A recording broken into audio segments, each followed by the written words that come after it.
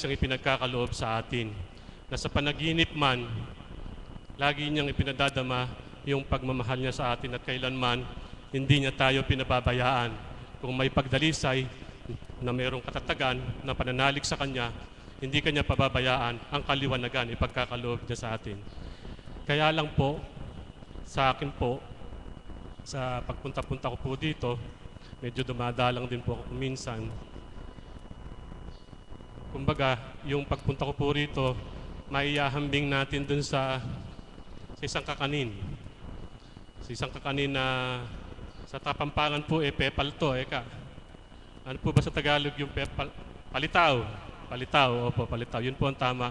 Para bang lulubog lilitaw, ano po? Nakakahiyaman bilang tao. Nais ko lang po magpakatotoo. Di po ba yung palitaw, lulubog lilitaw yan sa kumukulong tubig, di po ba habang niluluto mo, di po ba? Subalit, yung palitaw na yan, habang kumukulo, lulubog lilitaw siya, sa katagalan, pag naluluto na siya, lulutang na rin po siya, di po ba? Parang ganun din po ang inano ko. Kahit po siguro lubog lilitaw ako, ang importante, nandun pa rin ako doon sa kumukulong tubig. Hindi ako umalis doon sa kumukulong tubig. At pilit na naghihintay, pilit na nagpapakasakit upang makarating ako doon sa tamang oras na maluto ako at lumutang na ako ng tuluyan. Ganun po sa aking sa pagkatao. Hindi ako nangihina, hindi ako umaalis, hindi nawawala yung pananalig ko sa Kanya. Kaya ako'y umaasa pa rin na pagdating ng araw, magtutuloy-tuloy na po yung aking totoong makikilala ko na siya talaga. Kaya sana po, kaya nga po, lagi kong nadarama rin na hindi ako pinababayaan ng Panginoon. Sige po, itutuloy ko na po yung pag-awit ko. Para po sa ating lahat, naghintay ka lamang. Yun lang po ang pamagat.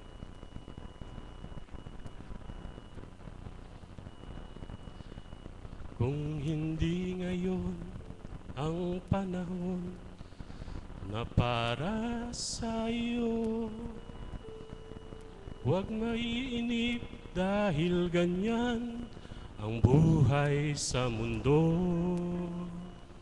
Huwag mawawalan ng pag-asa, darating din ang ligaya. Ang isipin mo'y may bukas pa, mayroong saya. Kabigo ay hindi hadlang upang tumakas ka. Huwag kang iiwas pag nabibigo, dapat nga lumaban ka. Ang kailangan mo'y tibay ng loob kung mayroong pagsubok man. Ang liwanag ay di magtatagal at muling mamamasdan. Ikot ng mundo ay hindi laging bighatit kasawian. Ang pangarap mo ay makakamta, basta't maghintay ka lamang.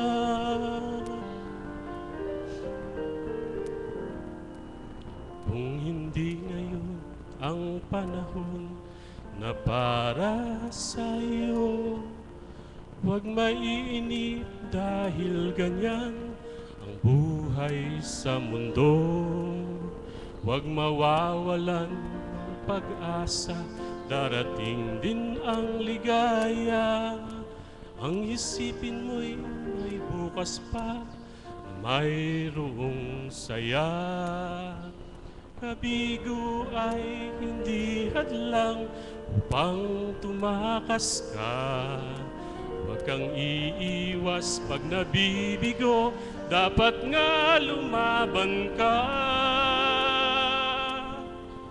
Ang kailangan mo'y tibay ng loob kung mayroong pagsubok man.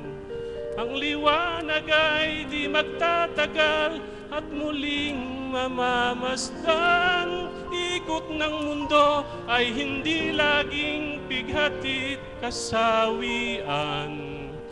Ang kagalingan ay makakamtan, basta't maghintay ka lamang.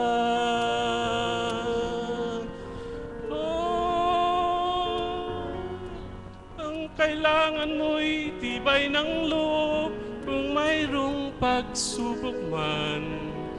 Ang liwanag ay di magtatagal at muling mamamasdan. Ikot ng mundo ay hindi laging bighatit kasawian. Ang kagalingan ng karamdaman ay makakamtan, basta't maghintay ka lamang. Maraming salamat po. Maraming salamat po, mahal na kapatid na Caps Larry Clemente. Habang may buhay, may pag-asa, basta't maghihintay ka lamang. Ang pangatlong magbabahagi po sa gabing ito ay ang ating kapatid na Teacher Berna Andaya.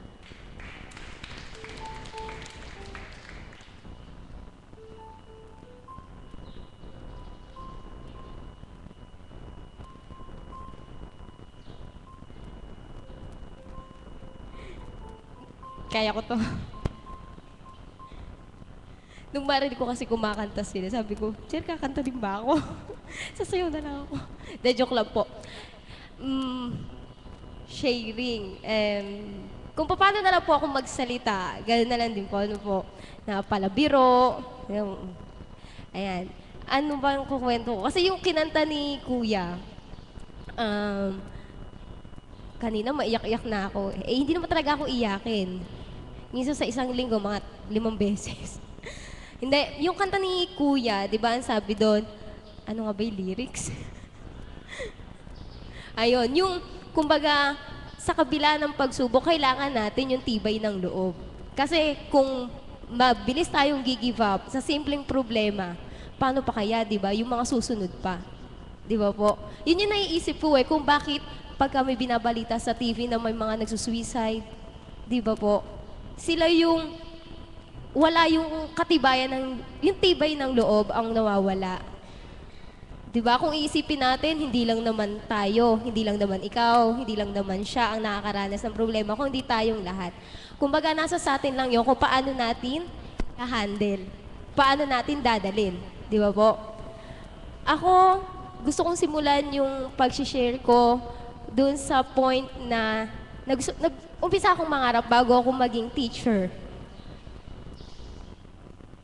So, katulad nung iba dyan na lumaki po ako talaga sa hirap din. Actually, 6 kaming magkakapatid. So, meron pa akong 2 maliit. Isang grade 5, isang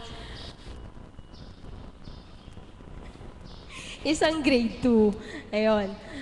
So, ako na lang yung, kumbaga, dalaga, bukod pa dun sa 2 maliit. Kasi yung pangatlo ko, yung pang-4, inunahan na ako mag-asawa. Kaya, ano ba yan? Nahampa ako. Salamat po. Then, hindi po ako iyakin. High school, siguro sabihin na natin, lagi kasing sinasabi ng mga kapitbahay namin, napakatyaga mo, napakabait ko daw. Pero di po totoo yun, minsan lang. Then, napakatyaga in a sense na nakikita kasi nila na talagang umuulan. Minsan nga kahit na nire-report na sa TV na walang klase, gusto ko pa rin pumasok.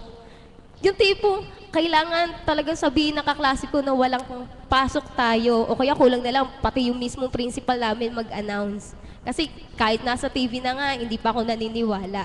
Kasi natatakot akong umabsent noon. Kasi grade conscious din po ako noong time na yon. Tapos, yung tipong kahit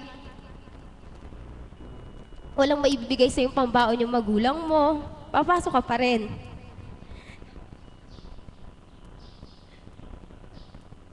Hindi, naranasan ko kasi yon talaga. So sasabihin ko kay mama tsaka kay papa, sabi ko, papunta lang, okay na ako. Sabi ko, papunta lang, okay na ako. Kasi ayoko nga umabsent doon. Kasi pag umabsent ka, makaka-apekto sa grade mo yon. Kasi gusto ko gumraduate ng may award. And thank God, di naman nabigo. Natupad ko naman yon.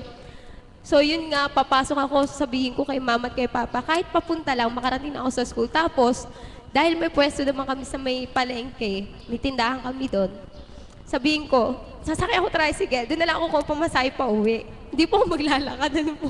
Malayo po sa amin yun, siguro 2 barangay. Ay, 3 barangay. Tapos, so walang baon, pag-aayain ka ng mga classmate mo na, sabi sa inyo, di ako iyakin eh. Dahil pag-aayain ka ng classmate mo, sasabihin sa'yo, tara, resist na tayo. Sasabihin ko, hindi, busog pa ako. Pero yung totoo, di ba? Alam mo sa sarili mo, wala kang bawa kahit gusto mo kumain. Tapos pag aalokin ka, sabihin mo, hindi, ayoko nga, busog ako. So yun, nandun pa rin kahit paano sa akin yung pride. Tapos minsan, pagka may mabait, sabihin, manghihingi ka ng candy. Ayun, candy, matakaw ako sa candy. Kaya nung high school ako, minsan nagla-lunch ako, candy, Max, ganon. Tapos pag uwi ko ng bahay, doon naman ako bumabawi. Kaya sexy pa rin ako hanggang ngayon. Tapos, college. Actually, pagpasok ko nung college, salamat sa tita ko nagtumulong sa akin. Pagpasok ko ng pintuan pa lang ng gate ng BSU, sabi ko noon, Lord, sana po pumasa ako sa board exam. Yung talagang board exam agad yung nasa isip ko. Kasi alam ko, gagraduate ako. At yun yung yung sunod kong target, yung maipasa yung board exam. Then eto na, nakagraduate na ako ng college. Natanggap ako sa unang eskwela ang pinag-applyan ko. Salamat. Board exam, ayan na. Yung iba nagre-review. Sabi ko sa sarili noon, sabi ko kay mama, kasi nga mahal. Alam naman, iasa ko pa dun sa tita ko. Siya na nga nagpaaral sa akin lahat. Sabi ko sa sarili ko, tsaka sabi ko kay mama, ma, tatry ko muna, magte-take ako ng exam, walang review. Total, nagtuturo naman ako at nag-tutorial din ako. Kumbaga, kahit pa paano, marerefresh pa rin, marereview na ako. Tapos pagkagaling ko sa bahay, ayan, basa-basa, kunwari, nanghiram ako ng mga materials. Tapos, nung dumating na yung exam, bago mag-exam, punta kami dito, sinama kami ni Ma'am May. Kaya tuwan-tuwa po ako doon. Then, ang dami kong hininging sign na noong una nag-ocular visit muna kami sa Maynila kung saan ako nag-exam sa St. Paul. Sabi ko, noong una, yung nakita ko yung room, dinasalan namin yon. Tapos may janitress kasi dun sa room. Tapos nung binilang ko, actually hindi ko na maalam kung paano arrangement ng upuan namin. So biniling ko siya, in-assume ko na yung upuan na yon, yun ang uupuan ko sa mismong exam. Tapos dinasalan ko siya. Tapos, ako kasi mahilig sa mga sign-sign. Lahat binibigyan ko ng meaning. Nung pagka-open ko ng mga mata ko, inangat nung janitress yung silyang in-assume ko na uupuan ko. Sabi ko, Lord, papasa ako. So talagang inaangkin ko na papasa ako. Tapos nung kinagabihan na yon, nandun kami sa mall kasi bibili kami ng pagkain namin. Tapos, nung nandoon na kami, may nalaglag na piso. 2 kami noon, kasama ko yung classmate ko nung college. May nalaglag na piso, tapos sakto sa upuan ko. Ayan, panibagong sign na naman. Sabi ko, Lord, ano ba ito? Bakit pwede naman sa kanya? Bakit pwede naman sa sahig? Bakit sa mismong upuan ko pa? Yun. Tapos, ang pinakahuling sign na hiningi ko nung nagprosesyon kami, kumuha ko ng bulaklak sa altar, dun sa mga santo. Sabi ko, Lord, last na po to. Pag ito po hindi nalanta within 1 week, papasa po ako. Awa po ng Diyos, tumagal po yung bulaklak more than 1 week. Na nagtataka po ako kasi napakainit po nun eh. Napakainit po nung panahon, napakadaling malanta ng bulaklak, di ba po? To think na wala, hindi naman siya talaga nakatanim. Nilagay ko lang po siya sa altar. Then awa po ng Diyos, nung lumabas yung resulta, kasal po yun ng kapatid ko, yung sumunod sa akin. Magka-birthday din po. Ito naman ako si Mining. Sabi ko, ano ba yan? lahat na nangyayari sa buhay natin talagang konektado sa, kumbaga magkasabay talaga sa petsa namin. Tapos, ayun na, awa ng Diyos, nakapasa po ako sa exam. Na kahit na ang dami ko ring pinagdaanan bago yung exam na yun. Actually, nung bago yung exam na yun, wala akong pang file for registration. So, nanghiram kami. So, awa ng Diyos, ayun po, nakapasa. Tapos, next po, share ko po sa inyo yung nangyari lang po, yung problema namin. Na hanggang ngayon, pinoproblema pa rin namin. Yung tungkol naman po sa mama ko. Actually, yung mama ko, nitong bakasyon, inatake po siya. Actually, kagigising ko lang po noon nung nagdumaing siya sa akin, sabi niya, "Det, naninikip daw yung dibdib niya." So ako hindi ko alam yung gagawin. Kasi bagong gising ako. So, nag-ayos pa ako bago ko siya dalhin. Tapos, dahil malayo yung bahay namin sa mismong sakayan, hindi naman kasi automatic, kumbaga looban yun sa amin. Ang kamalian ko, pinaglakad ko pa, naninigip na yung dibdib. Tapos, nasa loob kami ng tricycle, umiiyak na si mama. Kasi ako, ayoko makikita si mama ng ganun. Siguro sa aming magkakapatid, ako rin siguro yung kumbaga may malalim na pag-iisip tungkol sa mga bagay-bagay. Sabi ko sa kanya noon, sandali lang, aabot tayo. Tapos una sinugod ko siya sa health center. Tapos sabi ng doktor, sandali lang, may pasyente ko. Alam niyo po ba, galit na galit ako doon sa doktor, gusto ko nang sagutin. Pero pinigilan ko na lang kasi unahin ko yung mama ko, syempre. Pero gusto ko sabihin dun sa doktor na, ano ka ba, mas emergency to, ina-atake to, yung pasyente mo makapaghintay yan, check up lang po ata yun dahil bata lang eh. Diba po? Tapos, so ang choice namin, dahil ina-atake na nga po eh, ang katabi pong ospital, Santo Niño. Napakamahal po dun. Si mama sabi, Det, wag Det. Sabi ko, ma, hindi, kailangan natin to. Yung pinasok po namin ng Santo Niño. In-oxygen, yun. Tapos, after nun, dahil kailangan siyang i-confine for admission siya, dinala namin sa Carpa. Na naiinis din ako sa ibang mga nurse kasi aminin natin, ganun po talaga sa public hospital. Di ba po, hindi po masyado nabibigyan ng atensyon. Gagawin sa'yo, BP, thermometer. Hindi katulad nung talaga sa mga espesyalista. Kaya ako sabi ko noon, nagdasal ako, sabi ko, Lord, iligtas niyo si mama ko, hindi po talaga ako mag-aasawa. Totoo po yun. Sabi ko, iligtas niyo po si mama ko, hindi po ako mag-aasawa. Alagaan ko po silang dalawa ni Papa. Kaya kahit na sinumpa ako ng principal namin nung nag-resign ako, sabi niya kasi hindi daw ako makakapag-asawa. Sa isip ko, okay lang yun kasi parang wala naman talaga sa plano ko. No po? Pero hindi pa rin ako nagsasalita ng tapos. Pero sa ngayon po, ang gusto ko po mangyari, yung pag-aalaga para sa pamilya ko, kay mama at saka sa papa ko. Na parang ang obligasyon na sa akin. Kasi kung tutuusin, sa akin na lang talaga.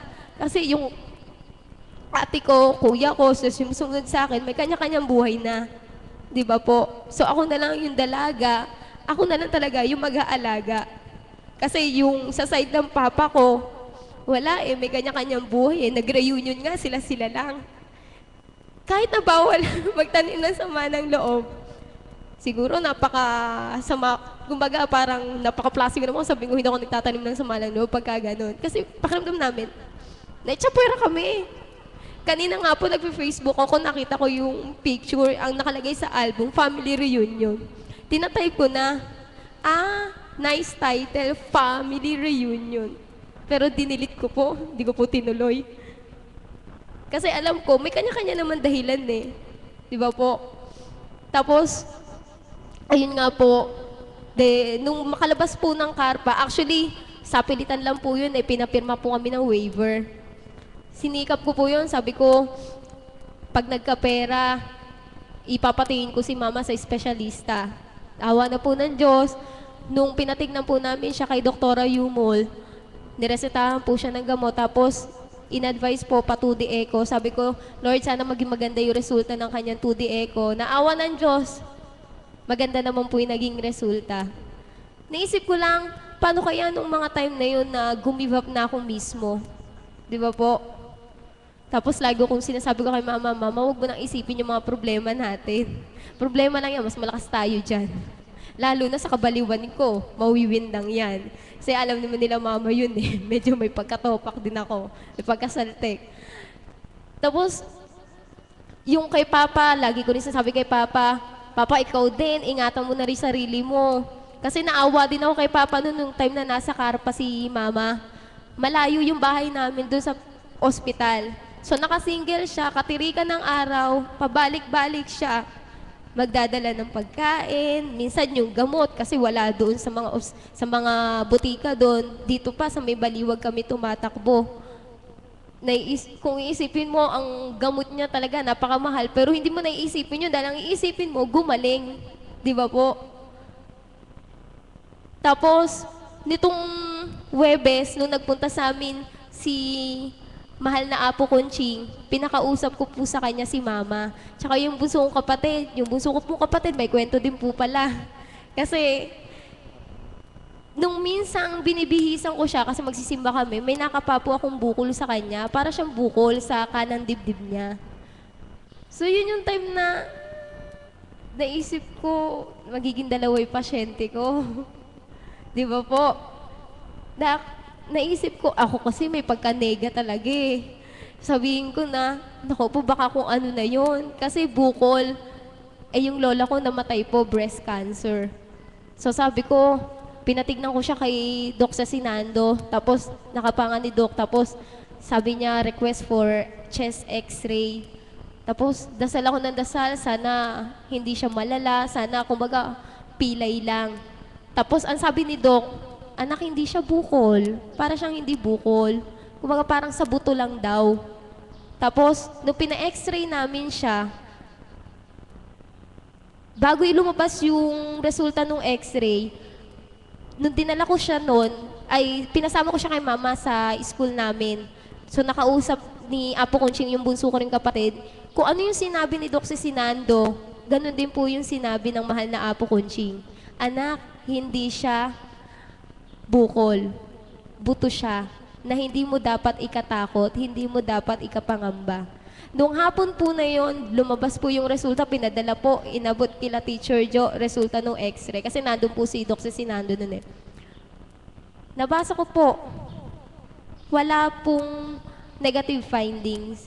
Awa ng Diyos, nung sinabi ni Apo Conching na ICMO, ilagay daw po dito, so yung gabi-gabi nilalagay po namin yung ICMO. Ngayon po, nawawala po siya. Hindi na po siya katulad nung una na talagang pag nakabihis siya, kasi grade 2 pa lang po, so hindi pa po siya nagsasando. Pag nakadamit po siya, mapapansin mo, elevated yung kabilang bahagi eh. Pansin po talaga namin yun. Pero nung ginawa namin yung payo ni Apo Conching, napansin po namin yung pagbabago. Hindi na po siya katulad nung dati. Na salamat sa Diyos, sa kabila ng, kumbaga alam ko sa sarili ko, hindi rin ako naging mabuting kapatid, kasi palautos din ako, hindi ako mabuting anak. Pero sa kabila nung kasamaan natin, di ba, sa kabila nung hindi natin pagiging mabuti sa Kanya, yung kabutihan niya, nandyan pa rin. Di ba po? Hindi nababawasan, nadadagdagan. Amen po. Ayun lang po, maraming salamat po. At i-share ko rin po yung text na na-receive ko nung time na nag-worry ako tungkol dun sa bukol ng kapatid ko. Nakalagay doon, for every negative situations, we should look it in a positive way. Na sa kabila ng nararanasan nating problema, dapat meron pa ring magandang side. Doon tayo sa magandang side tumingin. Dahil Diyos ang bahala, basta tayo ay may tiwala sa Kanya. Amen po. Thank you po. Maraming salamat po, mahal na kapatid. Tunay po, mahal na kapatid, na buhay ang Diyos sa iyong, na kumilos sa iyong buhay. Marami po siyang binibigyan ng pagdadalisay sa atin, subalit nandyan po siya nakagabay at nakatanglaw. Tagumpay pa rin po ang nakamtan mo mula sa Ama. Mahal ka po ng Ama, mahal na kapatid.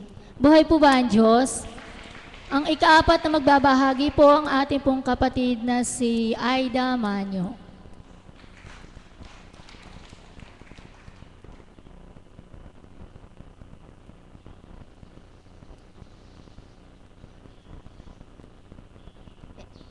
Si ano na lang daw po, si Mother of the House, Mami Marisa.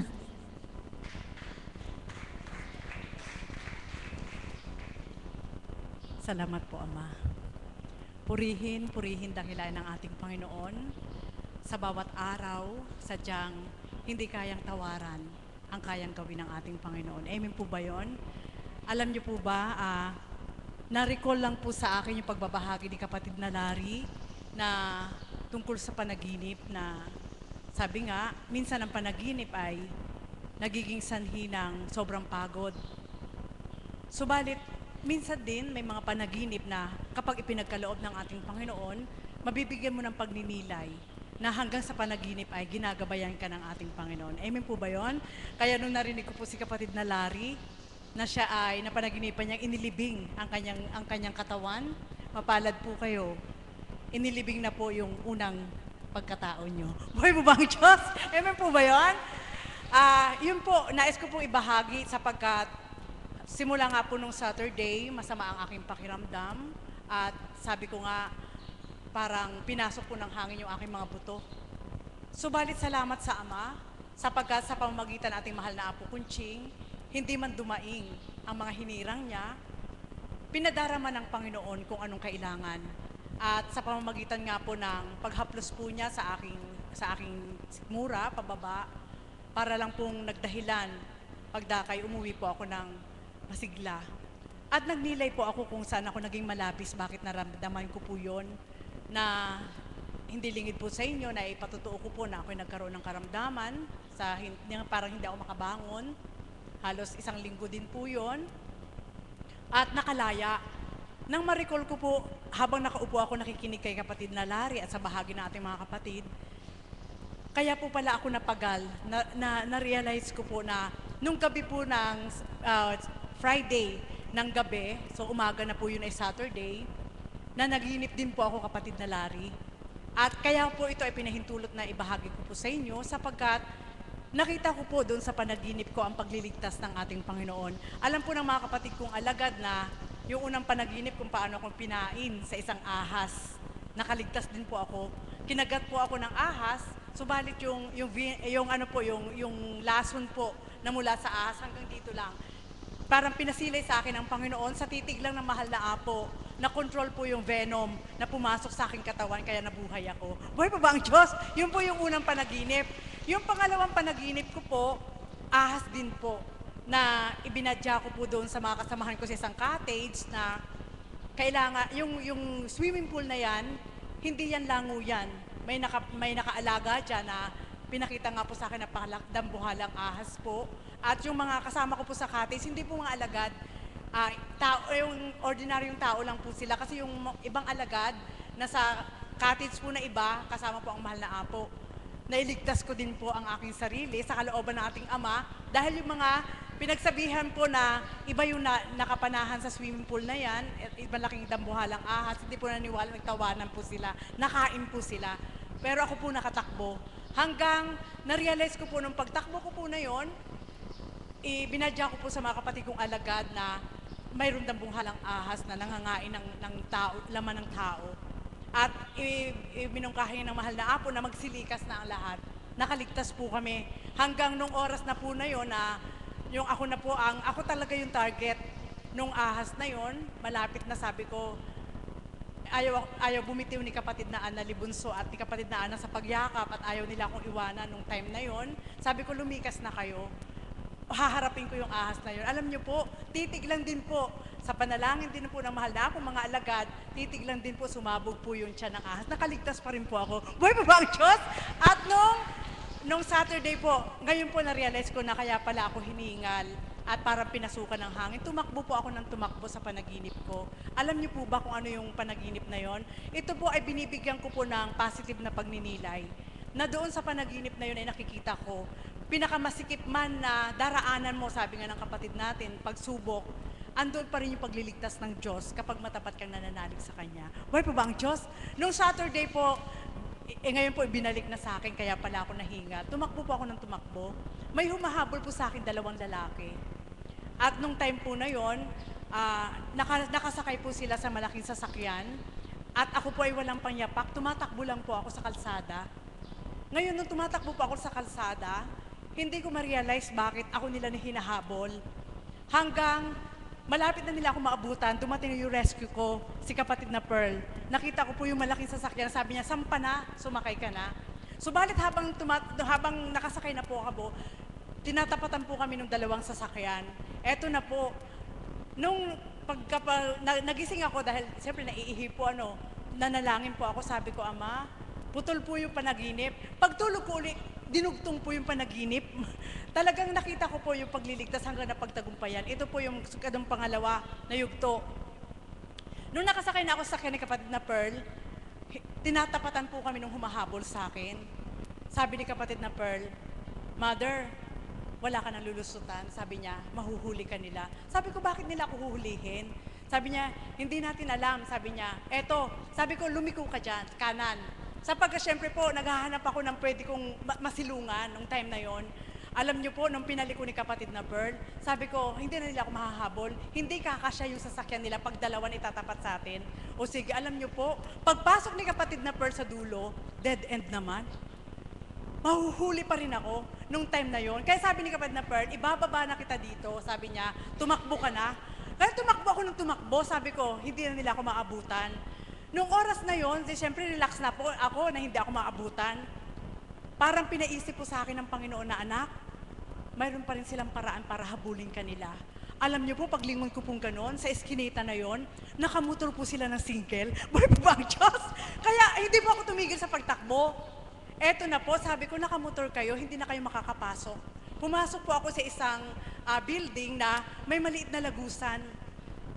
Parang ibinubulong sa isip ko na, pumasok ka sa maliit na lagusan na ito, at pag nakapasok ka dito, hindi ka na nila makikita. Yun po yung itinuturan sa isip ko. Ang ginawa ko po, hindi ako kakasya. Hindi ako kakasya doon sa lagusan na yon. Nang pinasok ko po sa lagusan yung katawan ko, ng pagapang, nakapasok po ako. At nang makita ko po na hindi na nila ako mahahabol, maluwag na po yung pagsilay ko, naroon naman po yung alaga ko at sabi niya, Mami, no choice ako. Kailangan ko kuhanin. Sapagkat pa nakita yung alaga ko, malalaman na andun ako. Boy, bang Diyos! Kaya alam niyo po, hindi pa rin po doon natapos. Nung para ibinubulong po sa akin ng banal na Espiritu, syempre po, pag ganyan po mga sitwasyon, ang isip mo niyan kung paano ka sasaklolohan ng Diyos. Subalit buhay po ang banal na Espiritu sa katawan natin mahal na Apo. Nasabi nga, hindi man makipagniig bilang pagkatao, subalit ang Espiritu'y buhay na nakasilay kanino man, hanggang sa panaginip ililigtas ka niya. Buhay po ba ang Diyos? At nung nakita ko po na, kinuha ko po yung alaga ko, sabi ko, 2 na kaming tatakbo, paano ko ito makakaya? At nung makita ko po yung 2 lalaki, doon sa pagdungaw ko po na yon, andun sila naghihintay. Sabi ko, wala akong lulusutan nito. Sabi ko, paano ako tatakas? Alam niyo po ba, anong tinuran sa isip ko, anak? Yan ang patutuo ko sa iyo, sabi niya. Nakikita mo sila, subalit di ka nila nakikita. Boy, ba ang Diyos? Kaya kung saan sila papasok, alam ko kung paano ko iiwas. Alam niyo po ba, nang oras na ako'y nakatakbo, nung paglusot ko dun sa pinakamaliit na butas na yon, nakasama ko yung alaga ko dahil nakita ko andun sa maluwag na yon, andun yung 2 nakabantay, nakatalikod po sila. Takbo na naman ako, sabi ko, pag hinabol ako nila, wala na silang sasakyan, hindi nila ako abutan. Subalit itong bata na to, karga ko, paano ko habulin? Tumakbo ako ng tumakbo. Alam niyo po, pagdating ng kanto, paglingon kong gano'n, nakasasakyan uli sila, may rescue ako, si kapatid na Pearl pa rin. Bakit ko po ito binahagi? Doon ko po nakita na ang patnubay ng ating Panginoon, kahit sa panaginip, alam po niya kung paano kanya ililigtas. Buhay po ba ang Diyos? Kaya mga kapatid, sa dakong ito, natutunan ko po sa katawan nating mahal na Apo Kunching, kung paano sa bawat araw ay nakikinig ng mensahe, kung ilalagay po sa puso ng bawat isa, ang bawat salita na namumutawi, na iniaaral po sa dakong ito ay kalakasan at tibay na kaloob ng ating Panginoon. Amen po ba yun? Kaya sa bawat araw po, sa pamamagitan ating mahal na Apo Kunching, nang marinig ko po ang mensahe po kanina, at may pinabatid pong mensahe sa pamamagitan po ng cellphone, bawat araw, mahalaga po yung pagninilay. Bawat kapahayagan na, sabi ko nga, walang kamalay ng mga kapatid ko, yung aftershock ng aking karamdaman ay dama ko. Na yung half body ko ay mayroong parang kakaiba. Nararamdaman ko po. Subalit hindi ko inaangkin. Sapagkat ang nagbibigay ng tinig ay ang ating Panginoon. Ang nagbibigay ng lakas ay ang ating Panginoon. Ang nagbibigay ng takda ay ang ating Panginoon. Kaya kung ito ang panghahawakan mo, ano man ang nararamdaman mo sa katawan mo, wala kang katatakutan. Kundi kapag naipahayag mo yung kabutihan ng Diyos sa buhay mo na ikaw ang nakadama, mayroon siyang gagawin na pagbabago sa'yo na mararamdaman mo na inaingatan ka niya. Buhay po ba ang Diyos? Kaya sa bawat araw po, nagmimithi po ako na ipaipahayag ang kabutihan ng Diyos na kailanman ay hindi siya lumiban na gumawa ng kabutihan sa bawat isa. Amen po ba yun? Kailanman ay hindi. Minuto man, segundo man, oras man, hindi po siya lumiban o tumugot ng paggawa ng kabutihan sa bawat isa. Kaya, ang pinakamalakas na pinanghahawakan ko po sa bawat araw, ano man ang katanungan ng tao, hindi man paniwalaan ng tao, akong nakadama, hindi ko yun isusuko.